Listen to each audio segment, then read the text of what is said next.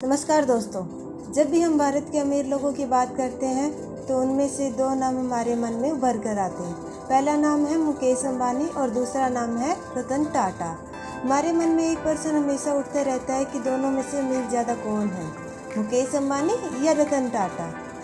कागजों के अनुसार तो मुकेश अंबानी को ज़्यादा अमीर बताया गया, लेकिन क्या सचमुच मुकेश अंबानी रतन टाटा से ज़्यादा अमीर है? अगर आप इस उलझे हुए प्रश्न का आंसर चाहते हैं तो आप देखते रहिए हिस्ट्री राजा चैनल। आज की इस वीडियो में हम बात करेंगे मुकेश अंबानी और रतन टाटा दोनों के इतिहास के बारे में और उनकी नेटवर्थ के बारे में, जिससे यह क्लियर हो जाएगा कि दोनों में से असल में ज़्यादा अमीर कौन है। तो अब चलिए बात करते हैं पहले रतन टाटा की। रतन टाटा का इतिहास 105 साल पहले का है, जो कि सन 1868 में स्टार्ट हुआ, क्योंकि उसी साल जमशेदजी टाटा ने टाटा कंपनी को स्टार्ट किया था। जमशेदजी टाटा का सपना था कि वह खुद का बिजनेस स्टार्ट करे, परंतु अंग्रेजों के राज में यह कार्य काफ़ी मुश्किल था। परंतु जमशेदजी टाटा के इरादे काफ़ी मजबूत थे। उनके इरादों ने उनके सपने को पूरा होने में काफ़ी मदद की। अंत में सन 1868 में जमशेदजी टाटा ने 21,000 की पूंजी से एक कॉटन कंपनी की शुरुआत की। यहीं से ए टाटा कंपनी की शुरुआत हुई। उस समय जमशेदजी 29 साल के थे। जमशेदजी टाटा क्वालिटी पर भरोसा रखते थे, इसीलिए वह कॉटन कंपनी को बखूबी चलाना चाहते थे। इसके लिए वह कई बार इंग्लैंड भी गए। जमशेदजी टाटा का सपना था कि वह एक स्टील कंपनी खोले और एक हाइड्रो इलेक्ट्रॉनिक वाटर सप्लाई भी लगाए और इंडिया में एजुकेशन इंस्टीट्यूट भी बनाए। भारत को वह एक सशक्त भारत देश बनाना चाहते थे। यह कार्य तभी संभव था जब भारत में शिक्षा का प्रचार हो। परंतु उनके जीवन काल में जमशेदजी इन तीनों लक्ष्य में से एक लक्ष्य भी प्राप्त न कर सके। एक बार जमशेदजी किसी होटल में गए थे, परंतु वहां उन्हें इंडियन होने की वजह से बाहर निकाल दिया गया। इसके बाद जमशेदजी ने सोचा कि एक ऐसा होटल बनाया जाए जहां पर सभी इंडियन आ जा सके। इसके लिए जमशेदजी ने मुंबई शहर में ताज होटल को बनाया। असल में जमशेदजी अपने से ज़्यादा भारत और भारतवासियों के बारे में सोचते हैं। यह शिक्षा उन्होंने अपने बेटे दोराबजी को भी दी थी। सन 1904 में जब जमशेदजी का निधन हो गया, तब उनके बेटे दोराबजी टाटा ने उनके लक्ष्य को प्राप्त करने में अहम भूमिका निभाई। उन्होंने उनके बिजनेस को नई ऊंचाइयों तक पहुंचाया। उनका लक्ष्य को पूरा करते हुए उन्होंने एक स्टील प्लांट भी लगवाया। सन 1938 के बाद टाटा कंपनी की भागदौड़ जीआरडी टाटा के पास आ गई। जीआरडी टाटा बहुत ही बड़े बिजनेसमैन थे। वे अपनी सोच से बिजनेस को नई ऊंचाइयों तक पहुंचाते थे। जिस समय जीआरडी टाटा कंपनी के चेयरमैन थे, उस समय टाटा कंपनी के पास 14 ही कंपनियां थीं। जीआरडी टाटा ने ही भारत की पहली एयरलाइंस टाटा की शुरुआत की, जिसे आज हम एयर इंडिया के नाम से जानते हैं। इसके साथ ही टाटा की कुछ मशहूर कंपनियां भी हैं, Tata tea, Tata chemical limited, Tata motors. सन 1991 में जब जीआरडी टाटा ने अपने चेयरमैन पद को छोड़ा, उस समय टाटा कंपनियां के पास 14 की बजाय 95 कंपनियां थीं। जमशेदजी टाटा और दोराबजी टाटा की तरह खुद से पहले भारत और भारतवासियों के बारे में जीआरडी टाटा भी सोचते थे। वे सोशल सर्विस को बहुत महत्व देते थे। जीआरडी टाटा के बाद टाटा ग्रुप के चेयरमैन रतन टाटा को बनाया गया। रतन टाटा ने अपनी सोच से कंपनी को नई ऊंचाइयों तक पहुंचाया।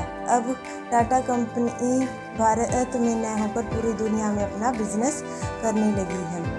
दोस्तों, यह तो बात हुई टाटा ग्रुप्स की, लेकिन अब बात करते हैं हम मुकेश अंबानी की। मुकेश अंबानी का इतिहास सन 1960 में शुरू होता है, जब मुकेश अंबानी के पिताजी धीरूभाई अंबानी ने रिलायंस कॉमर्शियल ऑपरेशन को शुरुआत की।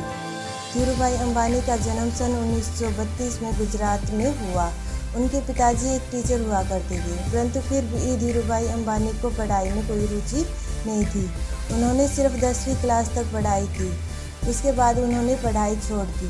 उन्होंने कई सारी नौकरियां भी की, परंतु उनका मन कुछ अलग करने का था। उनका मन खुद का बिजनेस करने का हुआ करता था।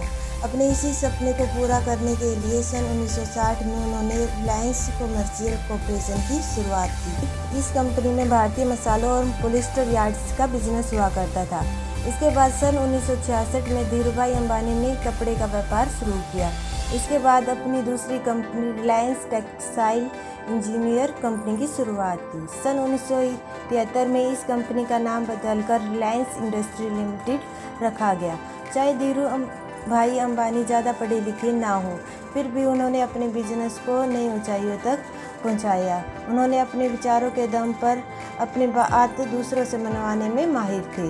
यही बात थी कि जब जिस ज़माने में रिलायंस के पास इतने ज़्यादा इन्वेस्टर थे, दूसरी कंपनियां इतनी मेहनत करके भी इतने इन्वेस्टर का भरोसा नहीं जीत पाए। इसके बाद धीरूभाई अंबानी ने बहुत सारे अलग अलग बिजनेस किए। जितने भी बिजनेस धीरूभाई अंबानी ने स्टार्ट किए, उन सभी में धीरूभाई अंबानी टॉप पर रहे। साल 2002 में जब धीरूभाई अंबानी का देहांत हो गया, तब उनके पूरे बिजनेस को उनके दोनों बेटों अनिल अंबानी और मुकेश अंबानी दोनों के बीच बराबर बांट दिया गया। बाद में अनिल अंबानी को इनके बिजनेस में लॉस होने लगा।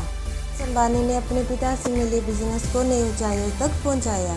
उन्होंने अपने पिता से मिले बिजनेस को इतनी ऊंचाइयों पर पहुंचाया कि उनका नाम अब भारत में ही नहीं बल्कि पूरी दुनिया में है।